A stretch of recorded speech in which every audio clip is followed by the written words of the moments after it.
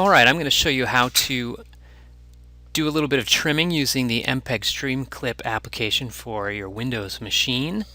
So if you have a video that you need to trim for the edTPA using a Windows machine, this is probably the fastest and quickest way to do it. First off, if you don't have the software, go on over to this website and get it. This is Squared 5.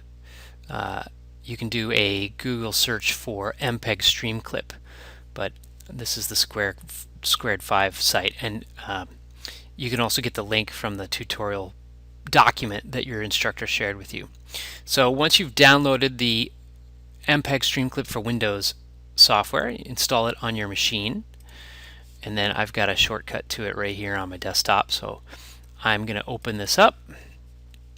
And it's asking me if I really want to run the software. Yes, I really do want to run the software.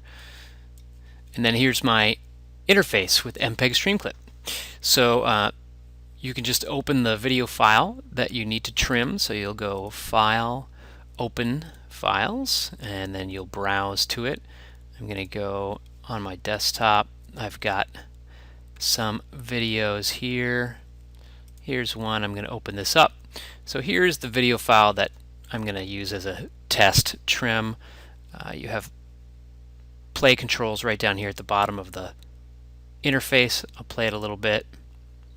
Hi, my name is Jean Kwan. So she's talking there. And Human Development. Now if I want to trim this to just one segment, I can drag my cursor right here, which is my indicator as to where I am in the video. Drag it to wherever it needs to be the starting point. And I'll simply press the I button to set an in time.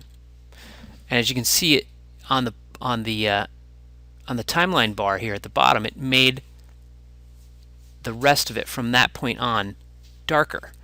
And then if I find the segment where I want it to end, my trim to end, I find that segment and I hit the O button on my keyboard. And as you can see now, there is a segment here in the timeline that's dark.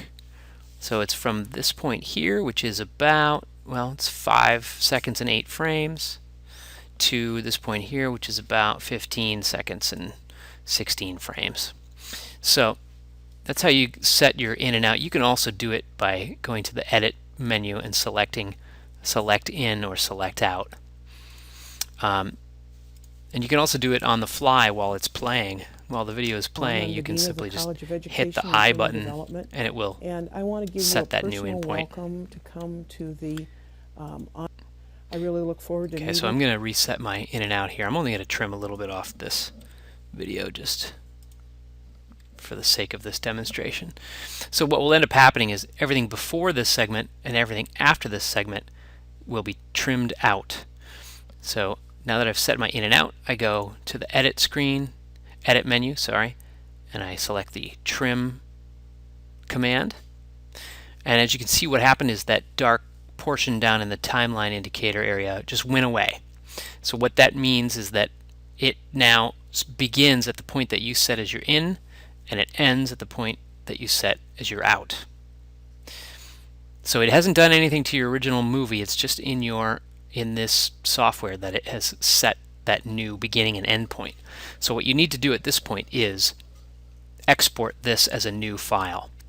And if you're doing this for the edTPA, there's some specific settings that I'll recommend here. So you'll go up to the File menu and you will select Export to MPEG 4, and then a new dialog box will come up. And so you want to keep the compression as H.264. You want to set your quality to about 90%. You want to limit your data rate, so check this limit data rate box, and in there put in 4,000. That's 4,000 kilobytes per second. You don't need to worry about what that means. Just leave it at 4,000. The sound you can leave at the default setting, and you can then select this 1280 by 720 size. This is the frame size over here, 1280 by 720. That's a pretty standard size for web video. You can leave the frame rate blank and it will just keep the frame rate of the video. You can leave all this other stuff as is, and then you can hit Make MP4. So this is this is where you're selecting the settings for the exported video. If you need to later come back and make a smaller video, you can do it in this frame size selection, and you can even go down to Other and set a smaller size. So for right now, let's leave it at 1280 by 720. Again, the compression is H.264, the quality is at 90%. You're going to limit your data rate to 4,000 kilobytes per second, and you're going to select the 1280 by 720 frame size. Everything else you can just leave as is, and then click on the Make MP4 button. Then it will ask you where you want to put the file and how you want to name it. So make sure that you're saving this someplace where you'll remember where it is later, and name it something convenient. So if you're doing this for your edTPA, maybe you want to call it edTPA-video 1. And I would recommend not leaving any spaces in your file name if possible.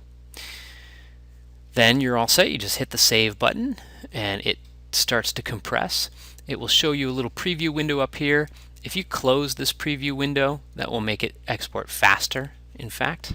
So now the progress bar here is going. You can see it's going even a little faster than it was before. So it's making this new video file, which will be your new video file that you'll upload for TPA.